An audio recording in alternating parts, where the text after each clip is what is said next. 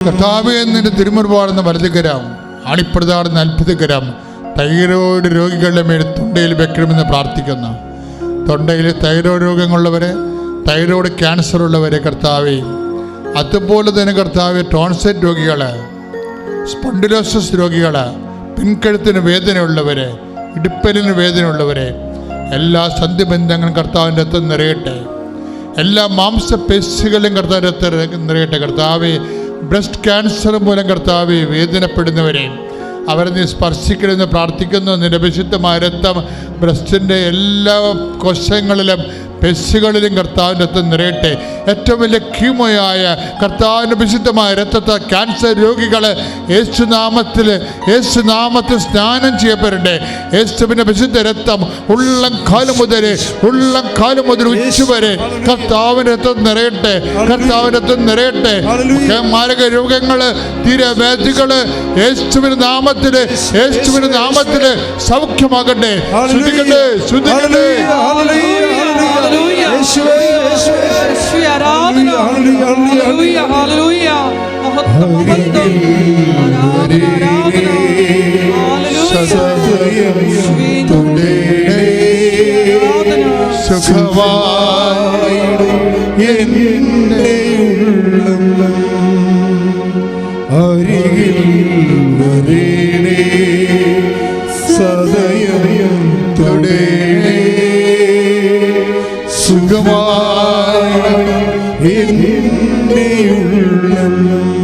പരിശുദ്ധ പരമദിവ്യകാരുണ്യത്തിന് ആരാധനയും സ്തുതിയും പുകഴ്ചയും ഉണ്ടായിരിക്കട്ടെ. കർത്താവേ, വെള്ളപ്പാണ്ടുള്ളവരെ, ശരീരത്തില് ചിരങ്ങും ചൊരികളുമുള്ളവര്, ത്വക്ക് രോഗമുള്ളവര്, വിസർപ്പ രോഗികള്, സോറിയാസിസ് രോഗികള്, കർത്താവേ നിന്റെ വിശുദ്ധമായ രക്തത്താൽ മക്കളെ സ്നാനം ചെയ്യിക്കണമേ. കർത്താവേ, പ്രഭാഷകനിലൂടെ കർത്താവ് 16:12 പ്രാർത്ഥിക്കുന്ന മരുന്നോ ലേവനുമല്ല, അങ്ങയുടെ വചനമാണ് മക്കൾ സുഖപ്പെടുന്ന. യേശുക്രിസ്തു ഉന്നതമായ നാമത്തിൽ അവിടുത്തെ വിശുദ്ധമായ രക്തത്തിൻ്റെ സ്നാനത്താൽ മാരക രോഗങ്ങൾ, തീരവ്യാധികൾ സൗഖ്യമാകട്ടെ. ശ്രദ്ധിക്കട്ടെ.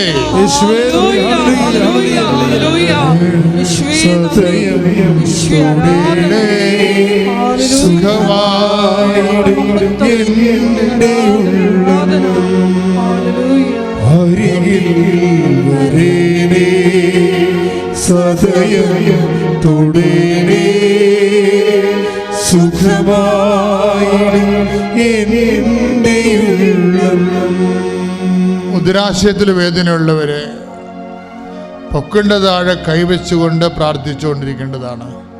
ഉദരാശയത്തിൽ വേദനയുള്ളവര്, ഗർഭാശയത്തിൽ വേദനയുള്ളവര്, സിസ്റ്റുള്ളവര്, ഫെല്ലോപ്പട്ടൻ ട്യൂബ് ബ്ലോക്കായിരിക്കുന്നവര്, ഗർഭാശയത്തിൽ സിസ്റ്റുള്ളവര്, അണ്ടവാഹിനിയിൽ സിസ്റ്റമുള്ളവര്, അണ്ടാശയത്തിൽ സിസ്റ്റമുള്ളവർ ഒക്കെ അവിടെ എല്ലാം കൈകൾ വെച്ചുകൊണ്ട് പ്രാർത്ഥിക്കേണ്ടതാണ്. മക്കളില്ലാത്തവർ അടിവയറ്റി കൈവച്ചുകൊണ്ട് പ്രാർത്ഥിക്കേണ്ടതാണ്. കർത്താവേ, അങ്ങയുടെ വിശുദ്ധ പൗരോഹിത്യത്തെ ഇപ്പോൾ മഹത്വപ്പെടുത്തണമെന്ന് പ്രാർത്ഥിക്കുന്നു. കർത്താവേ, അങ്ങയുടെ അമ്മ, പരിശുദ്ധ അമ്മ ദേവമാതാവ് പ്രത്യക്ഷപ്പെട്ട അൾത്താറിൽ അങ്ങ് ജീവനോടെ ജ്വലിച്ച് ദിവ്യകാരുണ്യമായി ഉയർന്നു നിൽക്കുന്ന ആരാധ്യമായ നിമിഷങ്ങളിൽ ദൈവകൃപ മഴയായി ചൊരിയട്ടെ. ദൈവകൃപ മഴയായി ചൊരിയട്ടെ. ഓൺലൈനിൽ പ്രാർത്ഥിക്കുന്ന മക്കളുടെ മേലും ഇവിടെ തീർത്ഥാടനത്തെ പ്രാർത്ഥിക്കുന്ന മക്കളുടെ മേലും ഉള്ളംകാലം മുതൽ ഉച്ചവരെ കർത്താവിൻ്റെ കൃപ ചൊരിയട്ടെ. എല്ലാ ആമാശയ രോഗങ്ങളും, കുടൽ രോഗങ്ങൾ, അൾസർ രോഗങ്ങൾ, ആർസസ് രോഗങ്ങൾ, പിസ്റ്റുല രോഗങ്ങൾ, പിസിഒഡി രോഗങ്ങൾ യേശു ക്രിസ്തുവിന്റെ നാമത്തിൽ സൗഖ്യമാകട്ടെ. ശ്രുതികട്ടെ.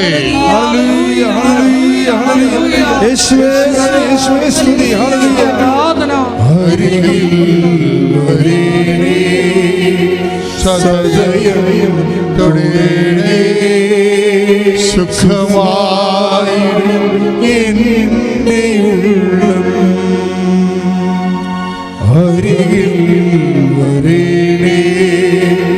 സദയം തുടേണേ സുഖമായി പരിശുദ്ധ പരമ ദിവ്യകാരുണ്യത്തിന് ആരാധനയും സ്തുതിയും പുകഴ്ചയും ഉണ്ടായിരിക്കട്ടെ. കർത്താവേ, നിന്റെ ഉന്നതമായ നാമത്തിന് സ്വസ്ഥം ചെയ്യുന്ന കരള രോഗികളെ സ്പർശിക്കണമേ. കർത്താവേ, കളർ വ്യത്യാസമുള്ളവരെ, വീക്കമുള്ളവരെയും സ്പർശിക്കണമേ. ശ്വാസകോശം ചുരുങ്ങിപ്പോകുന്നവരെ സ്പർശിക്കണമേ. ബ്രെയിൻ ചുരുങ്ങിപ്പോകുന്നവരെ സ്പർശിക്കണമേ. കർത്താവെ, കിഡ്നി ചുരുങ്ങിപ്പോകുന്നവരെ സ്പർശിക്കണം. കർത്താവെ, നിന്റെ വിശുദ്ധമായ രക്തത്താൽ, നിന്റെ വിശുദ്ധമായ വലംകരങ്ങളാൽ കർത്താവേ ചുരുങ്ങിപ്പോകുന്ന മുഴുവൻ അവയവങ്ങളുടെ മേൽ കർത്താവിന്റെ വലതുകരം പതിക്കട്ടെ. I command you in the name of Jesus Christ to be healed. യേശുവേ സ്തുതി. Hallelujah hallelujah hallelujah hallelujah hallelujah. ആരാധന ആരാധന.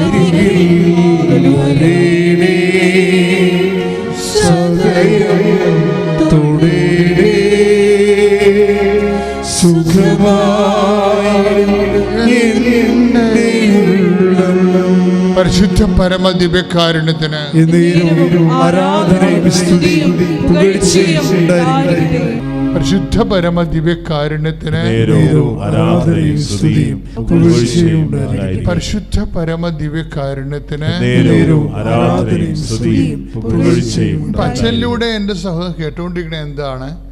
നമുക്ക് വിവാഹം ഒത്തുവന്നു, അതുപോലെ തന്നെ ഓരോ കുഞ്ഞുങ്ങളെ ലഭിച്ചു, ജോലി ലഭിച്ചു, ഉടമ്പടിയിലൂടെ ലഭിക്കുന്ന ഓരോ വിഷയങ്ങൾ. പക്ഷേ നിനക്ക് കുറച്ചുകൂടി സാക്ഷരതയുള്ള വിശ്വാസിയാണെങ്കിൽ നീ അത് തിരിച്ചറിയണം. എന്താ തിരിച്ചറിയേണ്ടത്? ഇതിലൂടെ ക്രിസ്തുവാണ് എന്നിലേക്ക് വന്നിരിക്കുന്നത്, അല്ലാതെ ഒരു വസ്തുവല്ല വന്നിരിക്കുന്നത്. മനസ്സിലായില്ലേ? ഒരു വസ്തുവല്ല എനിക്ക് ലഭിച്ചിരിക്കുന്നത്. എന്താണ്? ഇതുവഴി ക്രിസ്തുവിനെയാണ് എനിക്ക് ലഭിച്ചിരിക്കുന്നത്. കാര്യം എന്താണ്? ക്രിസ്തു എല്ലാമാണെന്ന്. പിന്നെ എന്താണ്? ക്രിസ്തു, അതായത് ഇതൊക്കെ നിങ്ങൾക്ക് ആവശ്യമാണെന്ന് നിങ്ങളുടെ സ്വർഗസ്ഥനായ പിതാവ് അറിയുന്നു. അപ്പോഴേ അതിൻ്റെ കൂടെ വചനം പറഞ്ഞത് എന്താണ്? നിങ്ങൾ ആദ്യം ഫസ്റ്റ് റെഫറൻസ് കൊടുക്കാൻ പറയണത്. ഫസ്റ്റ് റെഫറൻസ് ആദ്യം നിങ്ങൾ ക്രിസ്തുവിനെ അന്വേഷിക്കണം, ബാക്കിയുള്ളത് ചേർത്ത് നൽകും. ബാക്കിയുള്ളതെന്ന് പറഞ്ഞാൽ ക്രിസ്തുവിനെ അന്വേഷിച്ച് കഴിഞ്ഞ് ക്രിസ്തുവിനെ തന്നെയാണ് നമുക്കത് കിട്ടുന്നത്. ക്യാഷ് ആൻഡ് കൈൻഡായിട്ടും പല പല ജീവിത വിഷയങ്ങളുടെ പരിപോഷണമായിട്ടും എല്ലാം ക്രിസ്തുവിനെ തന്നെ കിട്ടണത്. കാര്യം ക്രിസ്തു എല്ലാ വിഷയങ്ങളിലും ഇടപെടും. ഇപ്പം അപ്പമില്ലാത്തവർക്ക് അപ്പം കൊടുക്കും, ഇല്ലേ? വീഞ്ഞില്ലാത്തപ്പോൾ വിഴിഞ്ഞ് കൊടുക്കും. ഇങ്ങനെ ഓരോ കാര്യം, ഒരു മനുഷ്യന് ആവശ്യമായ എല്ലാ വിഷയത്തിൻ്റെ മേലും ക്രിസ്തുവിലൂടെ ദൈവം നമ്മൾക്ക് ദൈവത്തിൻ്റെ പദ്ധതി പ്രകാരം പരിപാലനയുടെ ഭാഗമായിട്ടുള്ളതാണ്. അച്ഛൻ എന്താ ചോദിച്ചതെന്ന് പറയണമെന്ന് വെച്ചാൽ, നിങ്ങൾ ഇതൊക്കെ കിട്ടുമ്പോൾ എനിക്ക് പ്രാർത്ഥിച്ചു എനിക്കത് കിട്ടിയെന്നല്ല പറയേണ്ടത്. എനിക്ക് ക്രിസ്തുവിനെ കിട്ടി അതിലൂടെ. അപ്പം ഈശോയ്ക്ക് ഉന്നതമായ സ്ഥാനം കൊടുക്കണം. പ്രാർത്ഥിക്കുക, കർത്താവായ ദൈവമേ, ഓരോ അനുഗ്രഹങ്ങൾ ലഭിക്കുമ്പോൾ കർത്താവിന്റെ വചനം ഞാൻ പാലിച്ചുകൊണ്ട് ഉടമ്പടി ചെയ്തതിന്റെ പ്രകാരം അവൻ പറയണത് പോലെ ചെയ്യുമ്പോൾ അതനുസരിച്ച് എനിക്ക് അനുഗ്രഹങ്ങളെ ലഭിക്കുമ്പോൾ ഏറ്റവും വലിയ അനുഗ്രഹം ക്രിസ്തുവാണെന്ന് ആ അനുഗ്രഹത്തിലൂടെ എനിക്ക് ലഭ്യമാകുന്ന അനുഗ്രഹത്തിലൂടെ എനിക്ക് ക്രിസ്തുവിനെ തന്നെയാണ് ലഭിക്കണമെന്നുള്ള വലിയ വിവേചനത്താൽ എന്നെ അഭിഷേകം ചെയ്യണം. കരങ്ങൾ ഉയർത്തിക്കൊണ്ട് സ്തുതിച്ച് പ്രാർത്ഥിക്കട്ടെ. ഹല്ലേലൂയ. യേശുവേ ആരാധന ആരാധന. കർത്താവേ സ്പർശിക്കണമേ എന്ന് പ്രാർത്ഥിക്കുന്നു. യേശുവേ ആരാധന.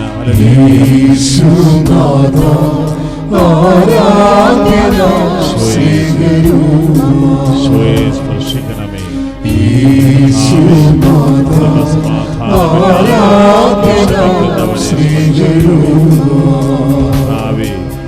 സ്വന്തമായി ഭവനമില്ലാതെ വിശ്വസിക്കുന്നവര്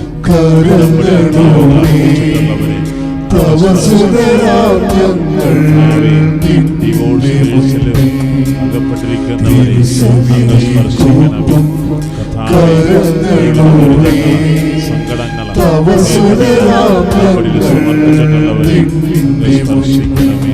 ശുദ്ധ പരമദിവ്യകാരുണ്യത്തിന് നേരവും ആരാധനയും സ്തുതിയും പുകഴ്ചയും ഉണ്ടായിരിക്കട്ടെ. പരിശുദ്ധ പരമദിവ്യകാരുണ്യത്തിന് നേരവും ആരാധനയും സ്തുതിയും പുകഴ്ചയും ഉണ്ടായിരിക്കട്ടെ. പ്രിയപ്പെട്ടവരെ, നമ്മൾ ഇപ്പോഴേ ധ്യാനം സഞ്ചരിച്ചുകൊണ്ടിരിക്കുന്നതിൻ്റെ വഴിയെന്ന് പറയുന്നത് വാഗ്ദാനം പ്രാപിക്കുന്നതിന് വേണ്ട ആവശ്യങ്ങൾ എന്തെല്ലാം ഉണ്ടെങ്കിൽ നമുക്ക് വാഗ്ദാനം പ്രാപിക്കാം, എന്തെല്ലാം നമ്മുടെ ഉണ്ടെങ്കിൽ. അപ്പോൾ നമ്മൾ ആദ്യം കണ്ടത് എന്താണ്? ഗലാത്യർ 4:3-22 എന്താ കണ്ടത്? വിശ്വാസം ഉണ്ടെങ്കിൽ നമുക്ക് വാഗ്ദാനം പ്രാപിക്കാം. പിന്നെ എന്താണ് വേണ്ടത്? പ്രത്യാശ, പ്രാർത്ഥന. പ്രത്യാശയും പ്രാർത്ഥനയും അതിൻ്റെ വചനം നടപടി പുസ്തകം 26:7. നടപടി പുസ്തകം 26-ാം അധ്യായം 7-ാമത്തെ വാക്യം. പ്രിയമുള്ളവരെ, ഞങ്ങളുടെ 12 ഗോത്രങ്ങളും രാത്രിയും പകലും തീഷ്ണതയോടെ ആരാധന അർപ്പിച്ചുകൊണ്ട് ഈ വാഗ്ദാനം പ്രാപിക്കാമെന്ന് പ്രത്യാശിക്കുന്നു. അപ്പൊ അതായത് ദൈവജനത്തിന് വാഗ്ദാനം പ്രാപിക്കാൻ കൊടുത്തിരിക്കുന്ന രണ്ടാമത്തെ ഒരു വഴി എന്ന് പറഞ്ഞാൽ എന്താണ്? രാത്രിയും പകലും പ്രാർത്ഥിക്കുക. ഇപ്പോൾ ഉടമ്പടിയിൽ ഒത്തിരിയേറെ പ്രാർത്ഥനയുണ്ട് അല്ലേ? ഇപ്പം ഞാനൊക്കെ രാത്രി 2 മണിക്ക് എഴുന്നേറ്റ് പ്രാർത്ഥിക്കും. കുറേ വർഷങ്ങളായിട്ട് അങ്ങനെ പ്രാർത്ഥിക്കും. അസുഖമാണെങ്കിൽ ഭയങ്കര തളർന്നൊക്കെ പോവുകയാണെങ്കിൽ ആ ദിവസങ്ങളിൽ ചിലപ്പോൾ എഴുന്നേക്കാൻ താമസിക്കുന്നേ ഉള്ളൂ. അല്ലെങ്കിൽ 2 മണിക്കും 12 മണിക്കും ഇടയ്ക്ക് രാത്രി പ്രാർത്ഥിച്ചിരിക്കാം. അത് രാത്രി പ്രാർത്ഥനയ്ക്ക് പ്രത്യേകതയുണ്ട്. എന്താണ്? നമ്മൾക്ക് സാധാരണ പ്രാർത്ഥനയേക്കാൾ ഉപരി നമുക്ക് കുറച്ച് അതിൻ്റെ അകത്ത് കമ്മിറ്റ്മെൻറ്റ്സ് വേണം രാത്രി പ്രാർത്ഥിക്കണമെങ്കിൽ. ഇപ്പോൾ ഞാനൊരു ജപമാല ചെല്ലത്തുള്ളൂ, ചിലപ്പോൾ 2 ജപമാല ചെല്ലും. വെച്ചാൽ ഉറക്കം പോവുമല്ല നമ്മൾ. സ്വാഭാവികമായിട്ട് രാത്രി പ്രാർത്ഥിക്കുമ്പോൾ എഴുന്നേറ്റിട്ട് പിന്നെ പ്രാർത്ഥിക്കുകയാണെങ്കിൽ നമ്മുടെ മൈൻഡൊക്കെ വേറെ സെറ്റാവും.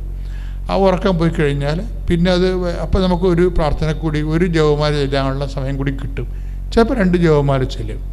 ഇപ്പം എന്താ അങ്ങനെ ചെല്ലണമെന്ന് പറയുമ്പോൾ, അങ്ങനെ ഉണർന്നിരിക്കുമ്പോൾ, രാത്രികാലങ്ങൾ ഉണർന്നിരിക്കുമ്പോൾ അതിൻ്റെ അകത്തു നിന്ന് ഉണ്ടാകുന്നത് വിശ്വാസം മാത്രമല്ല, രാത്രി പ്രാർത്ഥനയ്ക്ക് സ്നേഹമുണ്ടാകും ദൈവത്തോട്.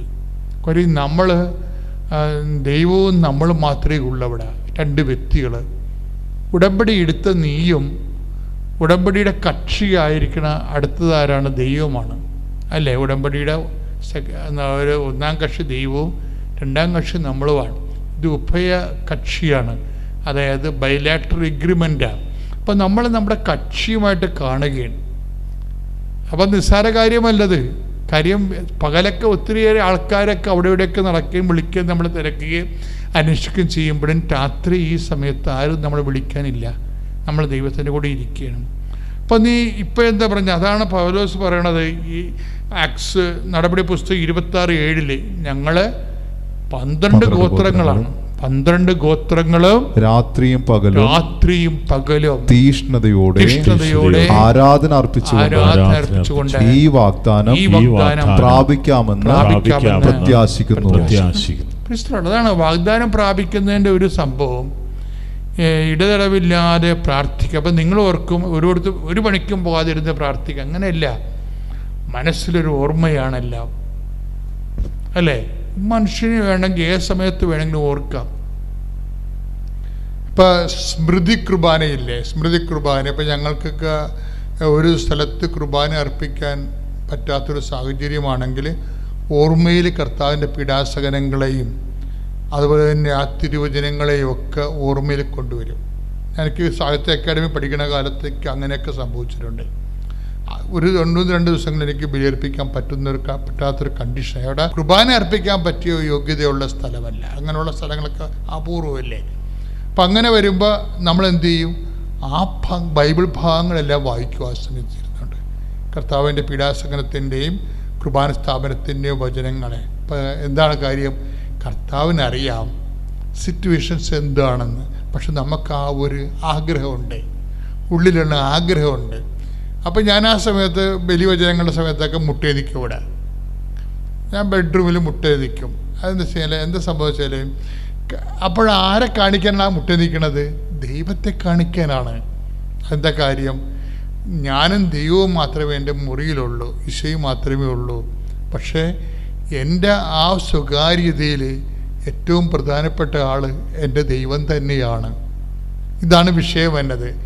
നിൻ്റെ സ്വകാര്യതയിൽ ദൈവത്തിന് അറിയണം നിൻ്റെ ഏറ്റവും പ്രിയപ്പെട്ട ആൾ ദൈവമാണെന്ന്. ഇവിടെയാണ് നമുക്ക് പാളിപ്പോണത്. സാധാരണ മനുഷ്യൻ്റെ സ്വകാര്യതയിൽ പറയേണ്ട കാര്യമില്ലല്ലോ. നിങ്ങൾ പറയേണ്ട കാര്യം, ഞങ്ങൾ 10,000 കുമ്പസാരം കേട്ടിട്ടുള്ളതാണ്. സാധാരണ മനുഷ്യൻ്റെ സ്വകാര്യതയിൽ ദൈവമല്ല, ദൈവം അവസാനത്തെ ആൾ പോലും അല്ല. ഇതാണ് ഒരു സ്പിരിച്വൽ ട്രാജഡി. സാധാരണ മനുഷ്യൻ്റെ സ്വകാര്യതയിൽ ദൈവം ആദ്യത്തെ ആളുമല്ല, അവസാനത്തെ ആളുമല്ല. അവിടെ സ്വകാര്യമായിട്ടുള്ള സന്തോഷങ്ങളുടെ കാര്യങ്ങളായിരിക്കും അവിടെ സ്വകാര്യതയുണ്ട്. ഇതാണ് ഒരു ജഡിക മനുഷ്യനെ ആത്മീയ മനുഷ്യനിൽ നിന്ന് പിന്തിരിപ്പിക്കുന്നത്. ഞാൻ നിന്നോട് പറയുകയാണ്, നീ ഉടമ്പടിയെടുത്ത വ്യക്തിയാണെങ്കിൽ നിന്റെ സ്വകാര്യതകളെ വളരെ ശ്രദ്ധിക്കണം. എന്താ വെച്ചാൽ അവിടെ യേശു തന്നെയായിരിക്കണം ഒന്നാം സ്ഥാനമുള്ളത്. പ്രാർത്ഥിക്കുക. കർത്താവായ ദൈവമേ, എന്റെ സ്വകാര്യതയിലെ നിനക്ക് തന്നെ ഒന്നാം സ്ഥാനം കിട്ടാൻ എനിക്ക് പ്രത്യേക അഭിഷേകം നൽകണമേ.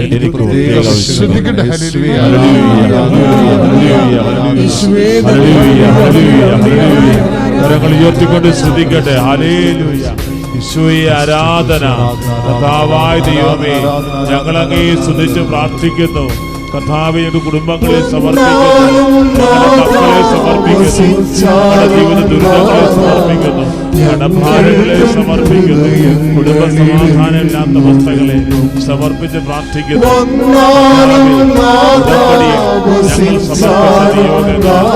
ഞങ്ങൾ സമർപ്പിച്ച നിയോഗങ്ങൾ ഞങ്ങൾ സമർപ്പിക്കുന്നു. ഈശോയെ ഏറ്റെടുക്കണമേ. ഹല്ലേലൂയ. തൈലം പുരട്ടുമായിരുന്നു. ബ്രെയിനിലെ ഞരമ്പ് പൊട്ടി ബ്ലീഡിങ് ആയിരുന്നു. ഡോക്ടർ ഓപ്പറേഷൻ ബ്ലീഡിങ് നിന്നില്ലെങ്കിൽ ഓപ്പറേഷൻ വേണമെന്ന് പറഞ്ഞിരുന്നു. എന്നാൽ തൈലം പുരട്ടിയതിന് ശേഷം ബ്ലീഡിങ് സ്റ്റോപ്പാവുകയും 12 ദിവസം ഹോസ്പിറ്റലിൽ കിടക്കുകയും 16 ദിവസം കഴിഞ്ഞ് വീട്ടിലോട്ട് ഡിസ്ചാർജ് ചെയ്യുകയും ചെയ്തിട്ട് ആംബുലൻസിലായിരുന്നു വീട്ടിലേക്ക് കൊണ്ടുവന്നിരുന്നത്. അങ്ങനെ 2 ദിവസം കഴിഞ്ഞ് കുളിപ്പിക്കാനായി ബാത്റൂമിൽ കയറ്റിയപ്പോൾ ട്യൂബിലൂടെയായിരുന്നു ഫുഡ് കൊടുത്തിരുന്നതും മരുന്ന് കൊടുത്തിരുന്നതും. ഈ ട്യൂബ് ഊരി എൻ്റെ കയ്യിൽ വീഴുകയും ചെയ്തു. ഞങ്ങൾ അപ്പോൾ അടുത്തുള്ള പാലിയേറ്റീവ് കെയറിനെ വിളിച്ച് ചോദിക്കുകയും അപ്പോൾ അവർ പറഞ്ഞു,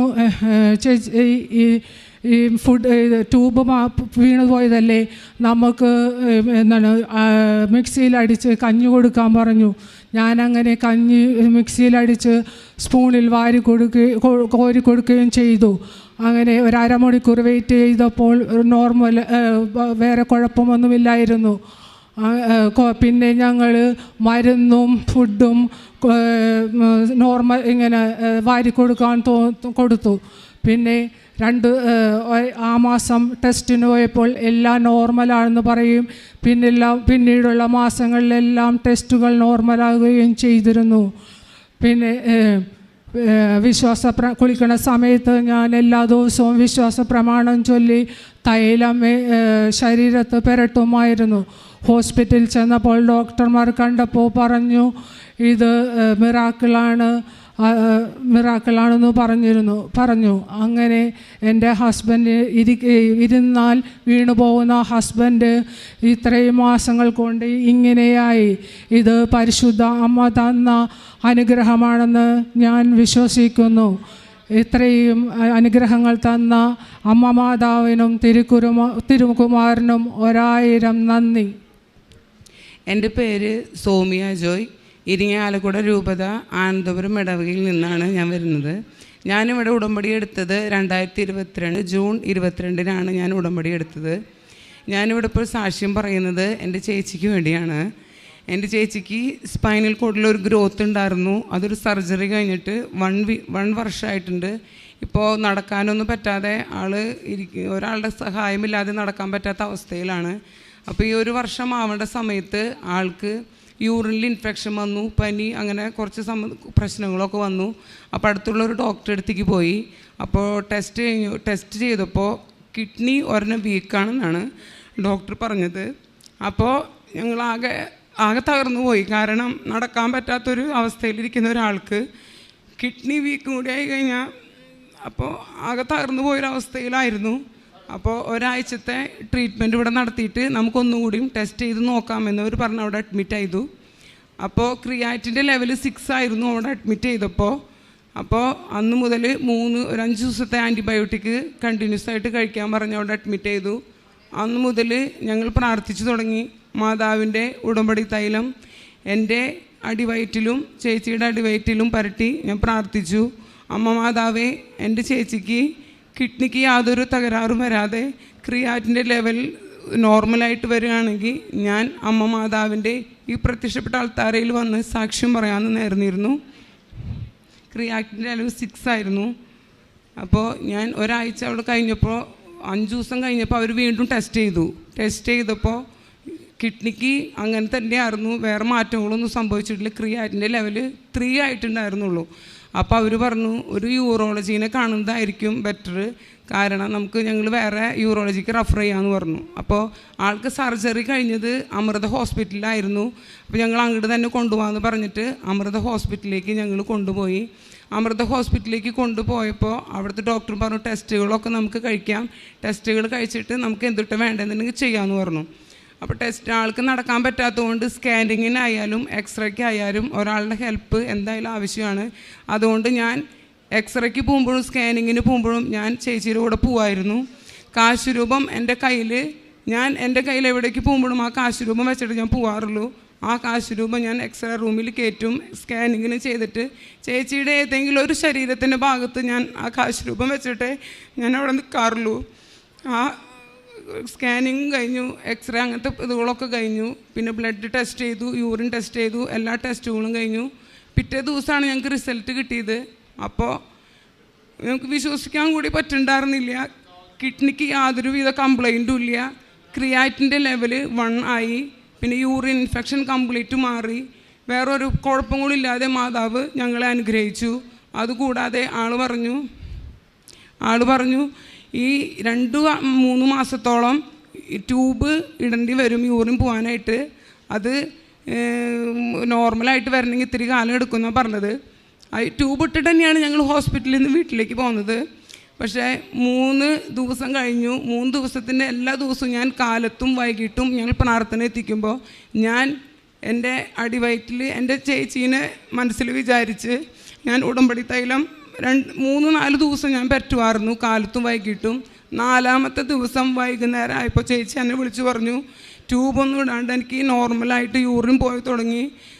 ഇപ്പോൾ വേറൊരു കുഴപ്പങ്ങളും ഇല്ല. പിറ്റേ ദിവസം ഞങ്ങൾ ഡോക്ടറെ അടുത്ത് പോയി ട്യൂബ് എടുത്തു. ഇപ്പോൾ വേറൊരു ഇങ്ങനെ കിഡ്നിയെ സംബന്ധിക്കുന്നതായിട്ടോ യൂറിൻ ഇൻഫെക്ഷനോ അങ്ങനെ ക്രിയാറ്റിൻ്റെ ലെവലോ ഒക്കെ നോർമലായി പൂർണ്ണമായിട്ട് സുഖം എൻ്റെ ചേച്ചിക്ക് കൊടുത്തതിന് അമ്മ മാതാവിനും തിരുക്കുമാരനും 1000 കോടാനുകൂടി ഞാൻ നന്ദി പറയുന്നു. പിന്നെ എൻ്റെ ഹസ്ബൻഡിന് വേണ്ടിയാണ് 2ാമത്തെ സാക്ഷി ഞാനിവിടെ പറയുന്നത്.